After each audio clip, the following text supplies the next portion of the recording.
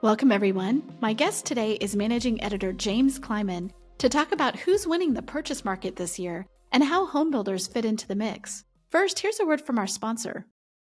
Hi, I'm Sarah Wheeler, Editor-in-Chief at HW Media, talking to Desmond Smith, Chief Growth Officer at UWM, about SafeCheck. Desmond, how are trigger leads impacting borrowers?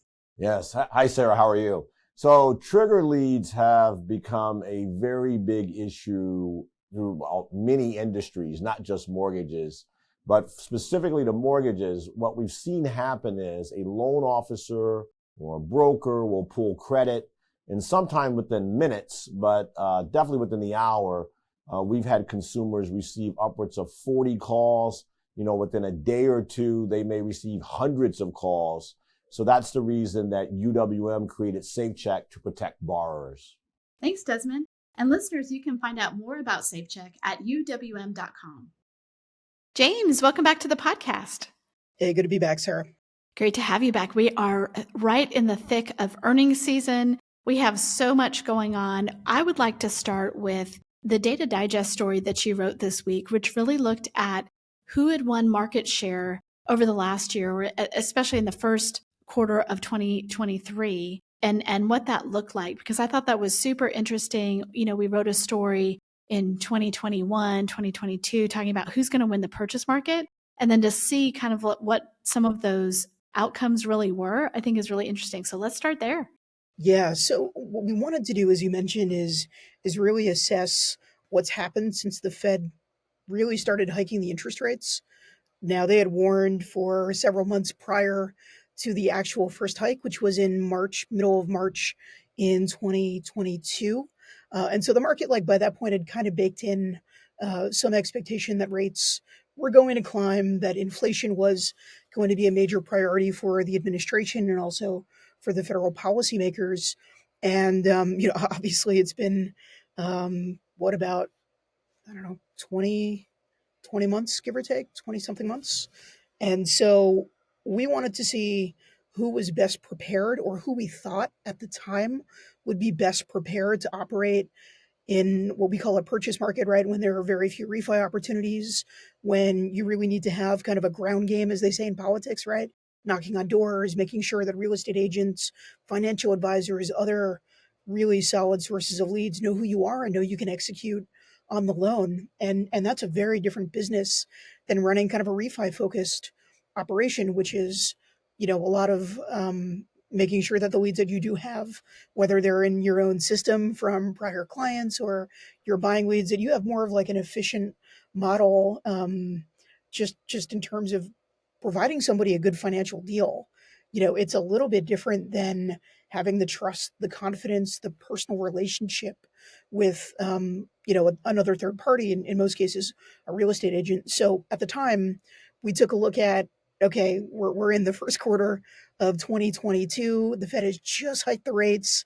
They haven't really fully materialized in terms of the business. So who are the top lenders, and who are the top lenders specifically when it comes to purchase?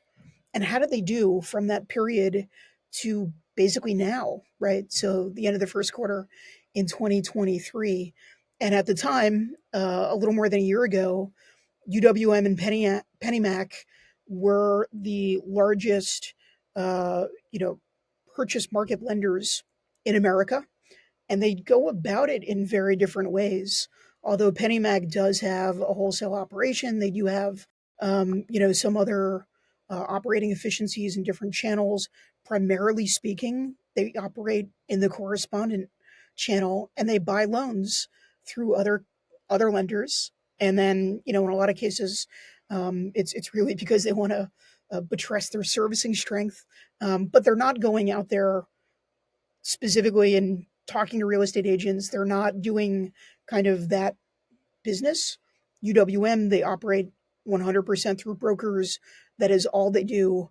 And brokers traditionally are a little stronger in the purchase market because, as is true with a lot of distributed retail lenders, they have to work with real estate agents. That is kind of the fuel of their business. And so if I can pull it up here, at the time, UWM in the first quarter of 2022 had just originated 19.1 billion in purchase volume. That was 49% of their mix, so 51% of their business at the time was in refis. And overall for purchase, they had about 5.3% of the market. And PennyMac, they had originated 17.35 billion in purchase loans in the first quarter of 2022. That was 4.8% of the market. And similar to UWM, they had almost a 50-50 distribution for refi and purchase. And then when you go down the rest of the list, I mean, it's kind of a who's who of big banks and big IMBs. And this is all sourced, by the way, from Inside Mortgage Finance, which produces an incredible amount of really excellent data. And so they had number 3 being Wells Fargo, $16.8 billion, 4.7% market share. Newrez Caliber, 14.6 billion, 4% market share. Chase Manhattan, JP Morgan Chase nowadays, I used to know it as Chase Manhattan, was 12.7 billion and 3.5% market share. Rocket Mortgage, 12.5 billion, 3.5% market share. Guaranteed Rate, 11.1 billion, 3.1% market share. Number 8 was US Bank, 9.5 billion and 2.7% market share. Number 9, Fairway, 8.8 billion, 2.4% market share. And the number 10, Loan Depot, which had 8 billion, and that was good for 2.2% market share. And so when we started kind of looking into this in March, April of 2022, we spoke to a lot of industry professionals, a lot of folks who are consultants who look at what is the difference between refi, what is the difference between purchase operationally, how do you change your business model if you've done 75-80% purchase refi, which was true of a lot of those lenders in 2022. How do you change that business to really capitalize as much as possible on a purchase market? And it is not easy. It is really, really difficult. And so we want to take a look at today, or first quarter of 2023. What does that look like? And so why don't we scroll down, and we're going to show you number 1 on Inside Mortgage Finance's list was PennyMac at $20.6 billion originated in purchase mortgages in the first quarter of 2023, and that was 8.2% market share. Number 2 was UWM. They had 19.2 billion. That's actually more than they did a year prior in purchase mortgages, and they had 7.7% market share. Number 3 by volume was Rocket Mortgage at 9.4% billion and 3.8% market share. Number 4 was US Bank, 8.8 billion, 3.5%. And then we start really dropping. So AmeriHome Mortgage, they're primarily doing correspondent business. They were number 5. They had 7 billion in purchase loans, 2.8% market share. Guaranteed Rate was number 6, 6.6 billion and 2.6% market share. Newrez Caliber fell to 5.8 billion and 2.3% market share. And then we've got a few other new names on the list. Planet Home Lending was number 8. Fairway was still right about where they were a year ago at 5.5 billion, 2.2%. And then you get a bunch of big banks, and then you get a lot of home builders. And so when we talk about what we saw a year ago and kind of our expectation, we thought the guaranteed rate, the movement, the caliber, the kind of distributed retail lenders, Guild, a bunch of others would really jump from, say, 2% of the market in purchase to maybe 3%, maybe even 4%, right? I don't think that was an unfathomable expectation when you consider that they are, generally speaking, operating more of a purchase-focused business than a lot of their rivals were a year ago, 2 years ago, 3 years ago. And so one would imagine that they would have stronger ties to real estate agents who were doing business. And if you're doing right by those agents, you would think that you're in a better position as a loan officer, as a lender, to capitalize on that. What we found was that was true to some extent, but not across the board. And so what we found was, guaranteed rate, for example, They slipped from having 3.1% of the market in purchase in the first quarter of 2022 to 2.6% a year later. Fairway similarly dropped from 2.4% market share of purchase to 2.2% a year later. Guild fell a little bit from 1.1% to 1%. Cross country fell from 1.7 to 1.6.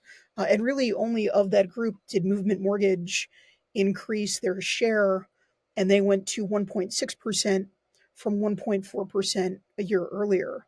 And so I wanted to kind of look a little bit further into why maybe some of those lenders didn't quite grow or grow at all, and why others maybe did so well. So UWM, for example, did, I mean, a really astonishing amount of purchase business. They've always been kind of close to that space, but never like they have been in the last year. And so UWM, for those who have followed, they pulled out all the tricks of the trade. They have really tried to juice up that purchase business. And so they've cut rates 50 to 100 basis points in a lot of cases.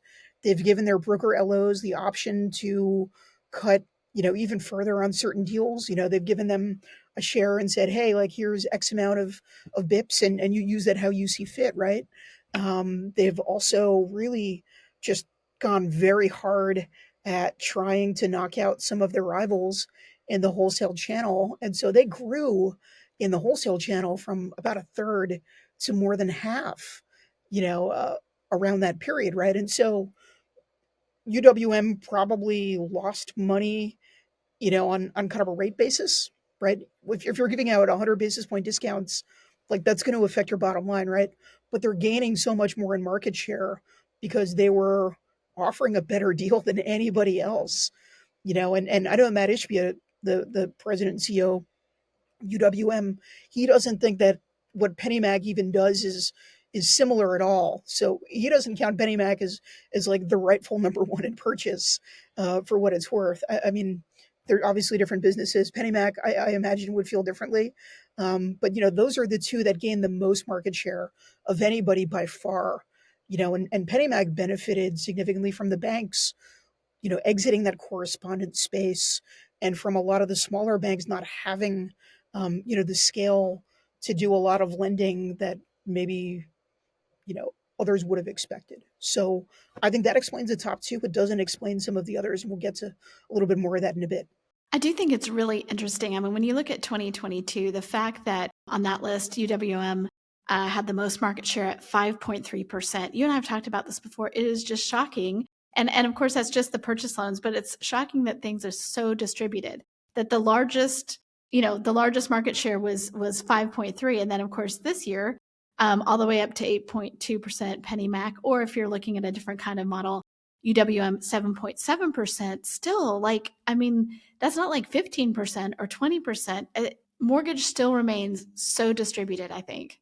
Yeah, I mean, nobody's really taken off. The last maybe major behemoth that had more than 10% overall market share, you'd have to go back to, like, what, probably Countrywide in 05, 06 maybe, right?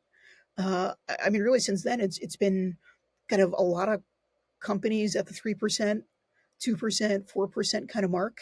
But Rocket had a run in which they were, I think they were around 9% at their height, maybe a little shy of that, but definitely doing really well. And that's when they were, I mean, they were wiping the floor with everybody in terms of refis. They were doing more than double the next biggest lender in refis. And even then, they didn't have 10% market share. And that was in a very different market, right? So, purchase is just a harder market because there's always going to be less volume, right? Like, there's just not going to be as many homes that trade as people who can just do nothing but, cash in on having a lower rate. It's just a totally different business. And so I think it's really interesting because you see a lot of trends that we've reported on here and there sort of kind of materialize in these, I guess you could call it a rankings, but, for example, we talked a little bit about some of those big banks. And while it's true that Wells Fargo and JP Morgan Chase, according to, just this very, very, 1 year snapshot, they have declined. but US Bank grew much bigger. And JP Morgan Chase, when the rankings come out next quarter, is probably going to have grown because they absorbed First Republic Bank, which was one of the biggest jumbo lenders in America, right? So, that I think is interesting. The big banks have lost ground overall, but they are still very much an active player in purchase, probably, and probably will continue to be because the average consumer still doesn't know who UWM is. They don't know who PennyMac is. They don't know who, but they know who their bank is, right? And so you're always going to be able to find a good amount of business that's going to go to the depository banks, even with all of the conditions that they're facing. Now they've got new Basel III rules, and it's going to be even harder for them to compete in this market. But I think they're going to remain pretty steady, even if it's not going to remain, JP Morgan Chase number one, Wells Fargo number two, or vice versa. Maybe U.S. Bank climbs. Maybe Citi actually kind of climbed the rankings. Bank of America did comparatively pretty well, and those are two institutions that really retreated from mortgage for the better part of a decade, right? So I think that's really interesting. I think it also underscores a lot of the challenges just in being a purchase focused lender. Guaranteed rate is a really um, you know well-run company in a lot of respects. They have a lot of name recognition as well. They have a lot of huge producers that are all about purchase business, and they lost market share. It's not easy to do this job, right? Even if you are kind of built for it, so to speak. So, a lot of credit goes to those who did end up gaining market share over that period, because not everyone did. No, I think those are excellent insights. You mentioned home builders, and we see DHI Mortgage up on the 2023 list. It's at number 12. And, if you look at that, they have 2% market share. And I think that just shows you, it's not like, wow, builders are building so many homes. It's just that of the purchased market, right, of the homes being sold for that first loan, it's like, the builders have more inventory than other people. They still don't have very much. It's not like, oh, there's just so many homes being built. It just shows you that overall the inventory is so low on existing homes. Sure. And I think it also kind of speaks to the model here, right? And so when I talk to LOs, a lot of them are really frustrated because depending on the market, the new home sales might be 35% of what's even available for someone to purchase. And unless you have some sort of an in or, have some kind of, I guess you'd call it like a lending hack, you're probably not going to get the business because these large national home builders, their funnel, I know it's kind of a business buzzword, but their funnel is set up to capture business through their home building lending arms. And so if you look at DR Horton, the number one home builder in America and has been for quite some time, they did about 4.5 billion in purchase mortgages in the first quarter of 2022. That was about 1.2% of the market. I don't even recall if they were in the top 25. A year later, when interest rates are, in the sixes and sevens, they did 5 billion in purchase mortgages in the first quarter of 2023, and that was good for 2% market share. So they almost doubled their market share. And the reason they're able to do this is because their operating margins are 25%, in good quarters 30%. And what they can do is they can offer the buyer of a new home in Melbourne, Florida, they can say, hey man, how about this? You go through my mortgage company or my affiliated mortgage company, DHI, and you go through my title company as well. And we're going to cut 15 grand. We're going to give that to you in the form of a permanent rate buy down. And so you go with guaranteed rate, you go with cross country, you go with a UWM affiliated broker, and they're going to give you 6.9. And that's the best they can do, because any lower, and they're not just like losing a little bit of money on that loan, they're losing a lot of bit of money on that loan. They're losing their shirt on that loan. Me, maybe my operating margin went from 25 to 12. that's okay. I think I'll sleep easy knowing that I still have a 12% gain on sale margin when it's all said and done. That's including, dealing with all of the labor issues in home building, dealing with all of the, uh, material shortages. Maybe I can't find garage doors that month for whatever reason, right? Like there are so many challenges that a home builder has to deal with, and they still have such fat margins that nobody can compete. Like they just can't compete. No business that is only doing lending is designed to get margins like that. I mean, even think back to the best times when refis were, very plentiful, when it was 67, 70% of the market, and you have these major call center focused lenders that are running out. Like we thought at the time were silly margins. Those were 4.8%, 5%, like nowhere near 25%. Now, Rocket is not building houses in North Carolina, right? So it's not the same business, but they're just not they're not competing in the same industries. And so that's really hard. That is really hard. We had a feature this week from Bill Conroy on home builders, which really took a look at like here's where they've been, but where are they going? What's the demand going to look like? Because their stocks have been up, they've been booming for all the reasons you just said. Let's dive into that feature a little bit and talk about what Bill sees as yes, they're doing great, but what does the future look like? Yeah, so I mean it's a really fascinating environment right now because on the one hand, you know, they still have a huge problem with labor shortages. You have subcontractors that just don't show up for work the next day and suddenly like, okay, you can't just build that bathroom that day, right? And that's happening in basically every region across America. They're affected by interest rates being high as well. They're not as affected as maybe more of the regional and smaller home builders.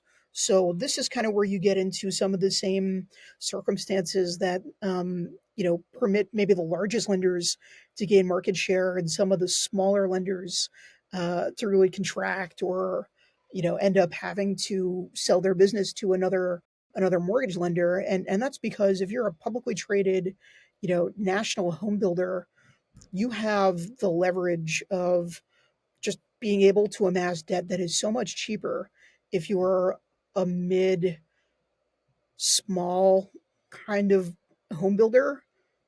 You're getting construction financing and it's going to be north of 10%, right? And so that puts you on the back foot pretty much immediately.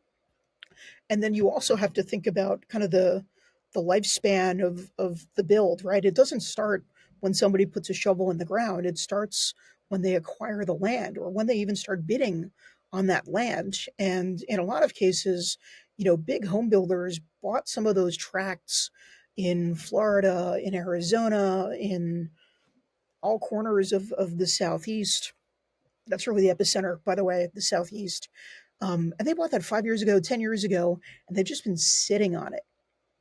If you try to buy that land today, you would probably pay more than double or, you know, three times, four times what they paid, 5, 10 years ago. And so there are just, scale advantages that the large home builders have that the smaller home builders don't.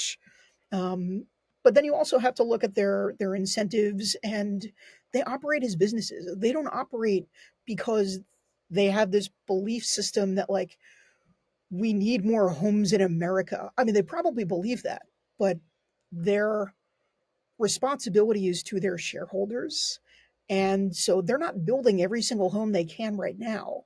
I mean, they're trying to complete a lot of the backlog that they've had caused by, all kinds of issues, chiefly interest rates and, labor shortages and material problems. But they're about 30% of the market overall at this point in time. And according to the experts that Bill spoke to, that's probably pretty close to the max. And so if you look at the inventory shortage, depending on who you talk to, we're building about 900,000 homes on an annual basis. To even get par, to stop like that year shortage, not including, other demographic changes, new household formation, changes that always occur every year, right? Um, you need to hit 1.1 million at minimum, like at bare minimum. We're talking about like basically peak performance. They're incentivized to construct and permit as many homes as they can possibly get right now. And we still have hugely favorable demographics on the demand side, right? Think about all the boomers and all the millennials who are, if not in a good position right now, should be coming into peak earning years. We have wealth transfers coming from boomers who are going to be dying or changing their estates, right? We have so many reasons to think that there is going to be a wellspring of demand for probably the next part of the decade. And home builders look at the market now and say, we're at 30%. That's great. That's the best we can do. We're going to focus on what makes the most sense for our business. And existing home sales are, sadly for, I would think at least the next 6 months, just going to continue to drop. That's my perspective. I know others disagree. I mean, here's the reality too. You build a home and you sell it, it becomes an existing home. So, I mean, it's Yes. part of the thing with the home builders is every time they build and sell a home, that now becomes their competition for the next time they're trying to sell a home. And so that's also incentivizing them to be like, why would we flood the market with our competition like this? So they've to your point, they've been throttling for a while, and it just makes sense from a business standpoint for them, but it just doesn't help the overall market. And they're offering these huge incentives now, and they're offering them because affordability is at an absolute crisis point, right? And so they can do that now because their margins are really good. But maybe when rates are down in the low sixes, not the we're at like 7.2 today, last I checked. They're not going to be offering such incentives.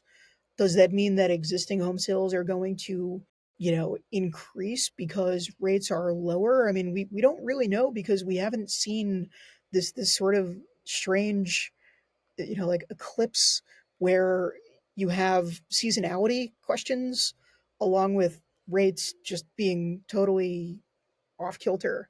So, like, we don't know if seasonality is even a thing now or if it's entirely dependent on just what the rate is. So, from the existing home sales perspective, I don't know that anybody is going to buy at 6%. We know that the home builders are having success when they drop that rate to a little under 5.5%.